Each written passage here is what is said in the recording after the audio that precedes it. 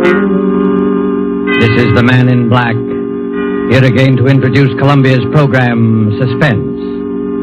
If you have been with us before, you will know that suspense is compounded of mystery and suspicion and dangerous adventure.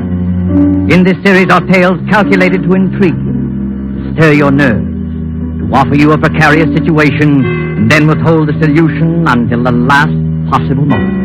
And so with 5 canaries in the room, and the performances of Ona Munson as Anita, Osa Masson as Fifi, and with Lee Bowman as Ronald Denham, who tells the story, we again hope to keep you in suspense.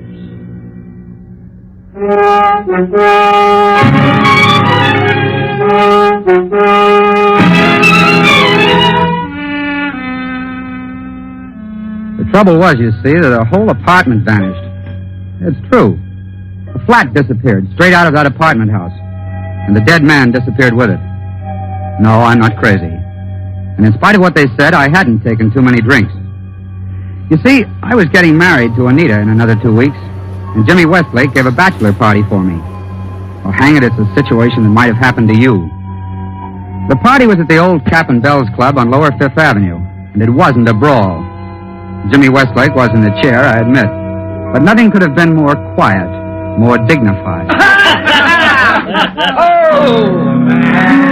Mademoiselle from Armagnac, parlez-vous. Mademoiselle from Armagnac, parlez-vous. Oh, Mademoiselle from Armagnac. Quiet, you fellas, quiet. Pipe down, can't you? Wait a minute, the chairman wants to say something. Gentlemen, this is a solemn occasion. If those dopes over there will kindly get away from the piano and sit down at the table, I have another toast to propose. Excuse me, Mr. Westlake. Excuse me, please, sir. Yes, Uncle Cato, what is it? Excuse me, Mr. Westlake, but you ain't gonna bust the glasses on this toast, is you? And why shouldn't we bust the glasses, Uncle Cato? Why shouldn't we bust the glasses? Oh, but Mr. Westlake, if you keep on busting the glasses, there ain't gonna be no glasses left. Well, in that sad eventuality, Uncle Cato, we will simply start busting the plates. Isn't that fair enough, boys? We'll bust every goblet in the so-and-so place. Oh, we'll bust every goblet in the so-and-so place. Oh, look, Jimmy, don't you think you'd better tone the gang down a little? Be quiet, Ron. You're only the groom. Yeah, I know, Jimmy, but... Gentlemen, I regret to tell you this, but the protesting voice you just heard was that of our guest of honor, Ronald Denham. Now, we all know Ron, and we all like him. But I am sorry to say he is not himself. Where now is the terror of nightclubs, the chorus girl's friend? I say it to his face, he is sober. But we like him just the same. Friends, guests, and bachelors, I give you the groom.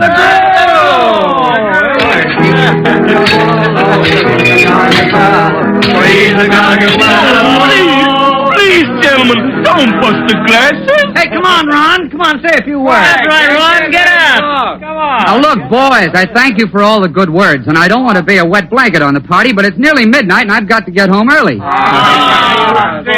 Don't you understand, boys? I'm a reformed character. Yeah, how's Fifi Latour? I haven't seen Fifi for over a year. She doesn't mean anything to me anymore. Methinks he doth protest too much. Oh, now, look, I'm marrying the sweetest girl in the world, but Anita's a little, well, straight-laced. Oh, yeah. You know how it is.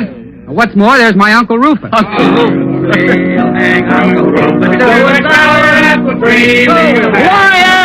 Quiet! Anita and Uncle Rufus have apartments in the same building as I have. And what's more, they're on the same floor, and that's not all.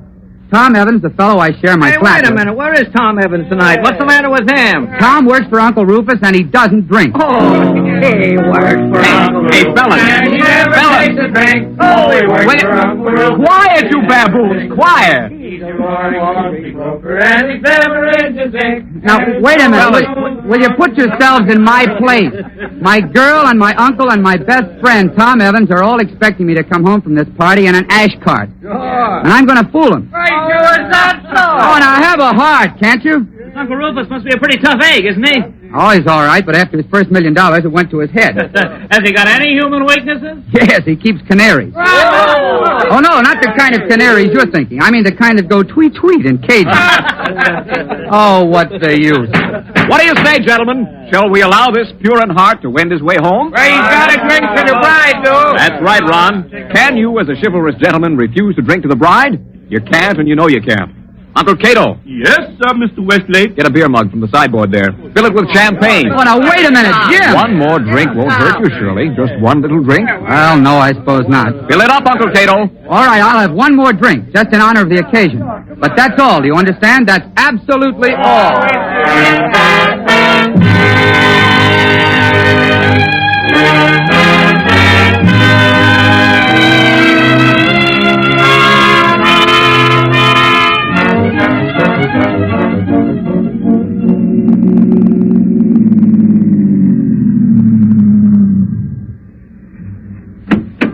Yes, sir. 098 Park Avenue. Hey, mister. Come on, wake up. What's wrong? You're home, mister. This is the apartment house. Oh, yeah. Yes, of course. All right, Thanks. Off we go. Easy now. Are you sure you're all right? Yeah. Yes, I'm all right. I've been to a bachelor party. Yeah, sure, I know. Well, take it easy now. I can't see straight. The whole street's going around. The funny part is I only had a couple of drinks. They must have put something in that last... Well, it's none of my business, mister, but I wouldn't tell that to the missus if I was you. It's absolutely true. Sure. I know. And I haven't got a missus. Not yet. On my word of honor, I'm a reformed character. I have nothing to do with any woman except... Ronald Denham! As I live and breathe, it is Ronald Denham. Fifi Latour. Oh, Cherie, how good it is to see you. I look everywhere for you. I cry my eyes out, but I don't find you. What are you doing here? I live here, Fifi. I moved. Oh, you tried to get away from me, yes? Yes. No, I mean... Well, here's your money, driver. Night. Well, good night, sir. It's one of yours, lady. You better take care of him. I'd take care of him. Yes, you bet you. My poor Ron. I forgive you this time, because you've been on the wrestle-dazzle and you need someone to take care of you. You live in this building, yes? Yes, 5th floor. Oh, good. I take you to your apartment. No. You say no, eh? And why not? Because you mustn't go in there. Oh, there's another woman. What? Oh, yes? Well, yes. The fact is, Fifi, I'm going to get married. Married? Oh, for heaven's sake, Fifi, don't make a scene in the middle of the street. Oh, you break my heart, eh? Right in the middle of Park Avenue, you take my heart and you break it bang, bang. Fifi, please. Now I tell you what you do. You will take me to your apartment this very minute. No, definitely no. You will give me one cigarette and one brandy. You will tell me what this means. Oh, I warn you, by golly, I start screaming so they can hear me at City Hall. I can't do it, Fifi. All right, then I start screaming. No, wait a minute. Oh, of all the times in the world, you had to pick this. Do I go along, Cherie? Yes or no? Well, if I do take you, Fifi, will you promise to be good? Cherie, I am always good. You won't kick up a row or start banging at doors. Oh, if Anita heard of this. Anita? And who is she? Oh, never mind. I'm too groggy to argue. Come on.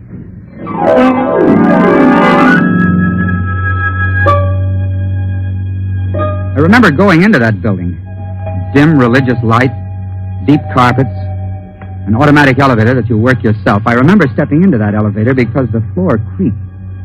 I remember pressing the button for the 5th floor.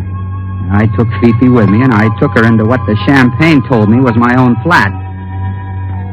Maybe you think that's funny, but it won't be funny much longer. Either the door of the flat was unlocked or my key fitted it. Anyway, I remember stumbling through the little hall inside, getting a light on, and into the living room. I remember sitting back in an easy chair, thanking the Lord I was home. You don't mind if I take my coat off, Cherie? Look, Fifi, couldn't you just go home? I want to talk to you, Cherie. And this is one very nice flat. I like it. Thanks a lot. You and Tom Evans, you have good taste in furniture. We didn't choose the furniture, Fifi. This girl of yours chose it, I suppose? No, it comes with the flat. Oh, you mean? Well, these are furnished flats. They're all furnished exactly alike except for the personal things you bring yourself. Like that picture on the wall behind me. What picture, Cherie?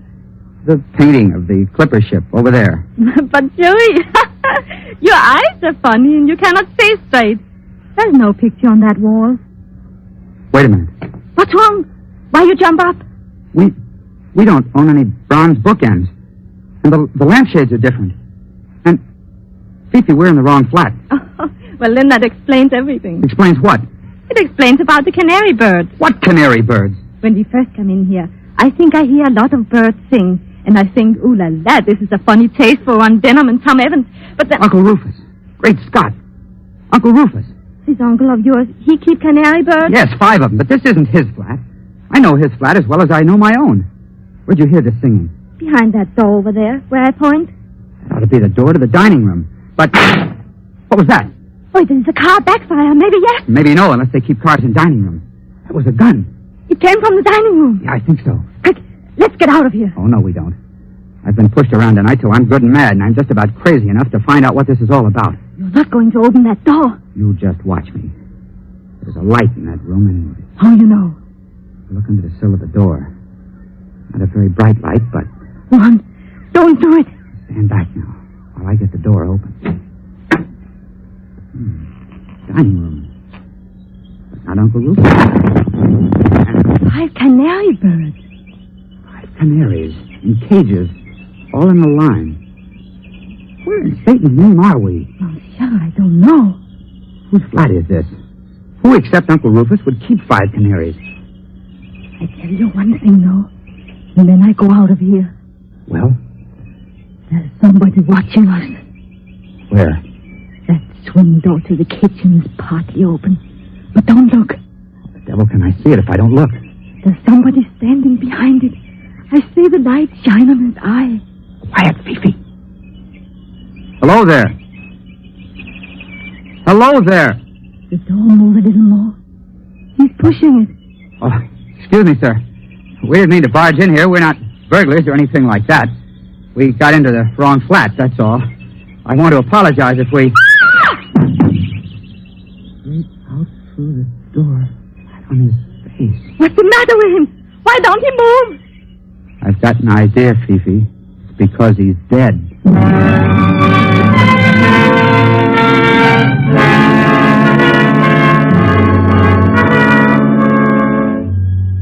He was a little fat man with eyeglasses and a spade-shaped beard. He looked foreign somehow. And there was a bullet hole over his heart. You ask me what happened then? I don't know. Fifi turned and ran. At least I think she did. I bent over the man to make sure he was dead. And then something hit me. As though it hadn't been enough of a nightmare already, I could hear that blackjack strike the back of my skull. And everything exploded. I couldn't get my breath, and I seemed to be swimming in dark water. The next voice I heard wasn't Fifi's at all. It was Anita's. And... Ron Denham. Oh, my head.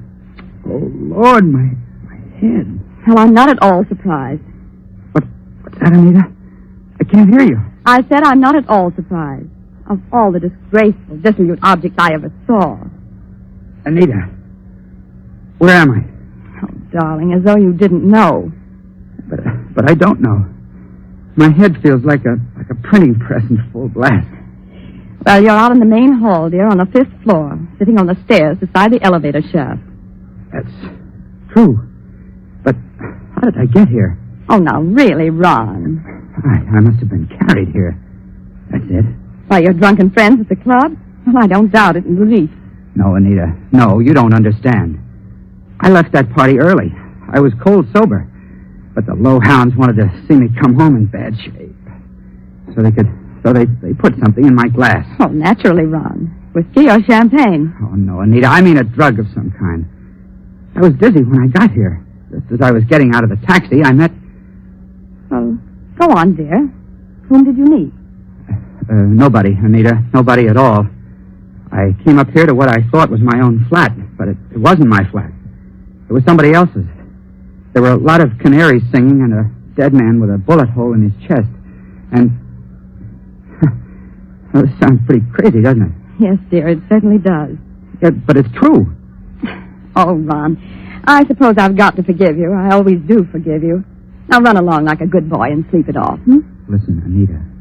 There's a dead man in one of these flats. A dead man? In which flat? Well, that's just it. I don't know. You're not saying it's on this floor? Yes, I definitely remember pressing the button for the 5th floor. Suppose you listen to me, dear. Now, don't make faces and rumple your hair. Just listen. There are only 2 other apartments on this floor. One is your uncle's. It wasn't his. I'll swear to that. Well, and the other is mine. You don't think I'm hiding a dead man? No, it wasn't your flat either. Well, then where is it, darling? A whole flat can't vanish and take the dead man along, can it? No. But I'll tell you something else, Anita. I've seen that man's face somewhere before. Well, whose face? The dead man's. Thick eyeglasses, square black beard, something foreign about it. I've seen him, or I've seen his picture, or... Oh, Ron, please.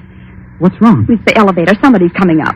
Oh, please don't let people see you. Your hat smashed in and your tie's untied, and you look like nothing on earth. Well, look here, Anita. If it comes to that, what are you doing out in the hall in negligee and pajamas? I wanted to make sure you got home safely. Ron, the elevator, it's Tom Evans and your Uncle Rufus. All right, I can take it. But your uncle can't. Now, don't say anything to him about this dead man. Promise me. Hold on, I've got it. Pierre Duroc. Who? Pierre Duroc. That's the dead man's name. He... And furthermore, Evans, you may say that in this year of 1938, the prospect of a European war is so remote as not to be worth serious consideration. Excuse me, sir, but isn't that a little strong? Now, don't argue with me, Evans. No, sir. You may tell my secretary to... Look here. What's this? Well, now look, Uncle Rufus. Oh, I can't stand any more of this. I'm fed up. Well, I don't blame you, my dear. Has this nephew of mine been annoying you again? Oh, no, of course not, but please don't pay any attention to him. He's drunk. For the last time, I am not drunk. I just want to ask Uncle Rufus, before I go completely nuts, whether he hasn't heard of Pierre Duroc. What's that, Ronald? What'd you say? Pierre Duroc, the French millionaire. Well, what about him? He's the man who always deals in cash on the line. Spot cash, even if it's $1 million. I saw his picture in the paper. He's in New York to put through a business deal with you, isn't he? Oh, indeed, Ronald. Well, you show a commendable interest in my affairs. That's what you want me to do, isn't it? Well, I believe Duroc does want to buy some property I own, but he hasn't approached me and I haven't approached him. It's a bad business. Why have you developed this sudden interest in Duroc? Because he's dead. Dead? Somebody shot him in a room full of canaries and then slugged me over the head. Do you believe me, Evans? If your uncle will excuse me, old man, I don't see any reason not to believe you. Where's the body? Well, that's the trouble. Ron claims he found it in a flat that doesn't exist. Listen. What's that? Oh, like somebody running upstairs in a devil of a hurry. Maybe it's the dead man. As a matter of fact, it's the night porter. He's the one who can tell us. Tell us what? Well, maybe I did get off at a different floor, but that flat's got to be somewhere in this building. Pearson! Oh, just a minute. Pearson! I'm very sorry, sir. I can't stop now. Please stand aside. I've got to go upstairs and get the manager. Why, Pearson? Is anything wrong? Well, Mr. Evans... Speak up, man. Is anything wrong? It's the police, sir. We found a dead man in the palm garden downstairs.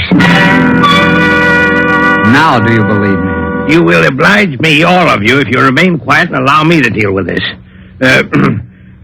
What does this man look like, Pearson? He's a foreign-looking gentleman, sir.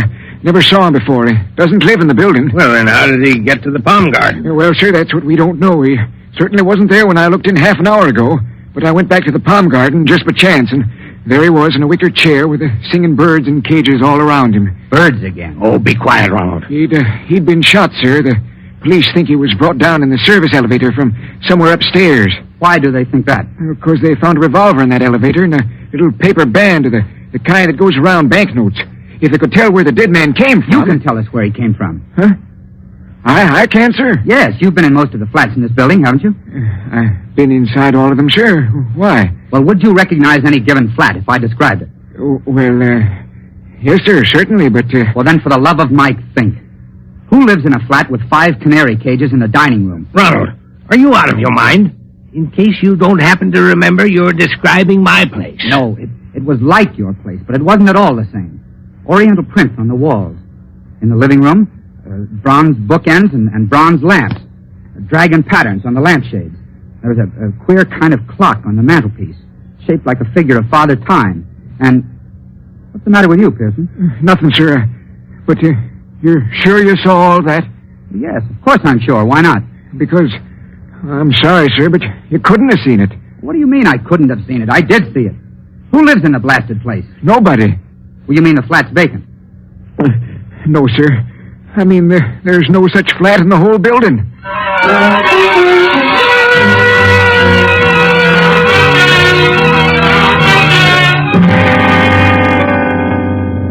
And that's the position I was in when the police took us down to that palm garden to see the body. I never did like the palm garden much.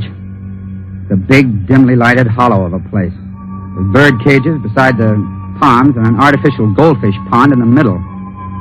I liked it even less at 3 o'clock in the morning with a dead man looking at me from his chair. They sent us in one at a time. I was first to see the homicide squad officer. And there was Inspector Braddock, a big, sleepy-looking hulk with a hat like a pirate, sitting on a bench throwing pebbles at that pond. Back would go his arm, and a pebble would hit the water. Back would go his arm, and a pebble would hit the water. And that's all you've got to tell me, Mr. Dunham? Yeah, that's all, Inspector. It happens to be true. Oh, I believe you. After all, son, we've got corroboration. Corroboration? From whom? From your other girlfriend, Fifi Latour.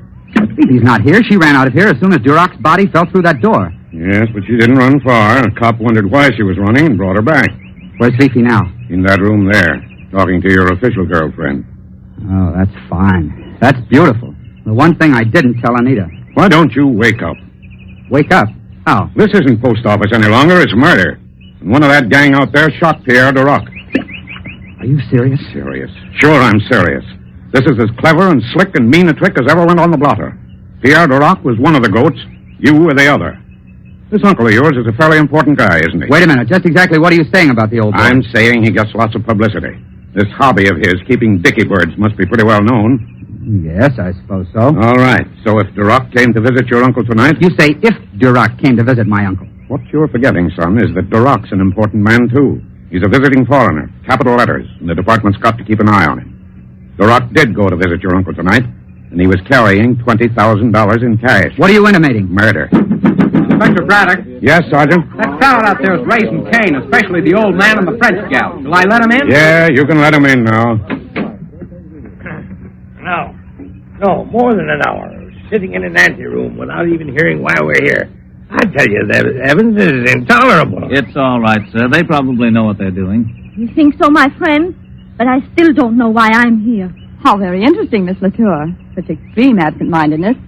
Well, perhaps Ron could tell you why you're here. Oh, listen, Anita, I can explain everything. Can you explain the disappearing apartment? Well, that's better. I'd like, if you don't mind, to have a little quiet here. Now, which one of you is Mr. Rufus Denham? I am Rufus Denham, sir. Rufus Denham of Denham & Company. Can there be any doubt whatever about that? No, but I thought I'd ask.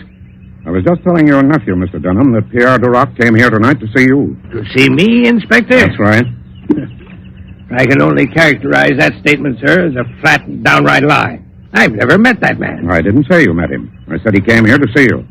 Duroc wanted to buy some property from you, didn't he? Well, I suppose he did. And Duroc always paid spot cash, didn't he? Yes, I believe so. Just one more question. I imagine you've got a secretary. Yes, naturally I've got a secretary. Miss Helen Gardner. What about her? Somebody, posing as your secretary, telephoned Duroc at the Metropolis Hotel and spoke to him in very good French. Well, Inspector, don't stop there. Go on. This person, pretending to represent Rufus Denham, asked Duroc to come here with the money and said they could settle the deal immediately. Don't you see the trick now? Don't you see Duroc was lured into a dummy apartment? A dummy apartment? What does this man mean? I'll tell you. All the flats are furnished exactly alike except for personal things. Pictures, books, lampshades, ornaments. Is that correct? Yes, of course it is. The murderer didn't dare use Rufus Denham's real flat. But the murderer could always decorate an imitation flat, so that Pierre Duroc would be deceived when he saw... 5 canary birds. That's it, son. But what was the idea? A very neat swindle. Look at Duroc's body now. Oh, I can't look at it. Look at his thick glasses. The man was half blind.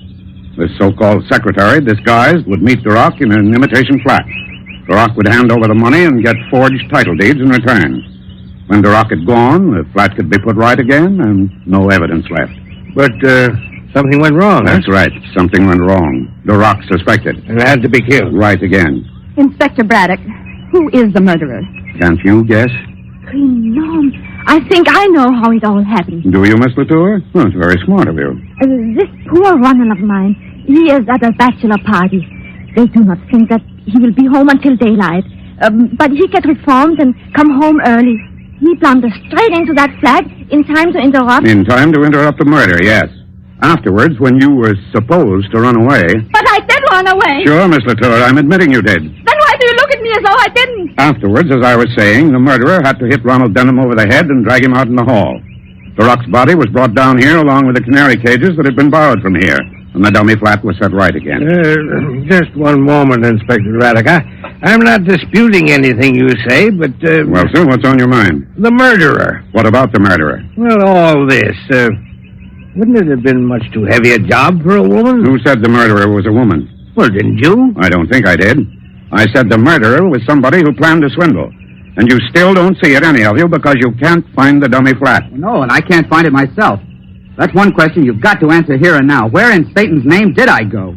Whose flat was I in? Your own. My own? Naturally. If you'd been cold sober, you might have made a mistake. But your instinct brought you home to your own flat. And the only possible murderer is the man who shares that flat with you. The man who thought you'd be away until daylight. The man who knows enough about Dunham's business affairs to plan this swindle against Duroc. Look out, Inspector Braddock! Grab him, Sergeant.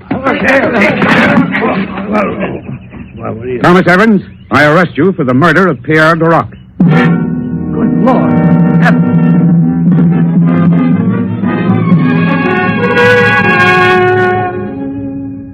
Well, that's about all there is to the story.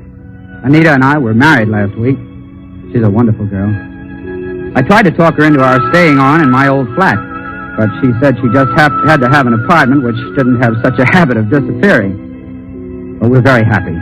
We agree about everything, don't we, dear? Oh, practically everything, darling. But I still don't think it was cute of Fifi to send up 3 dozen canaries for a wedding present.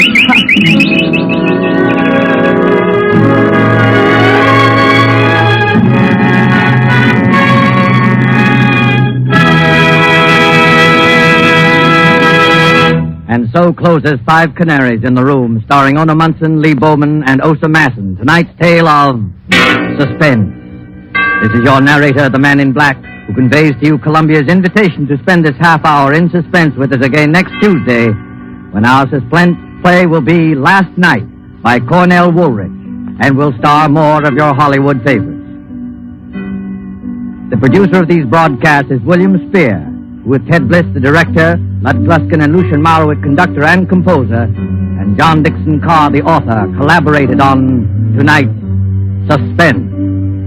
This is CBS, the Columbia Broadcasting System.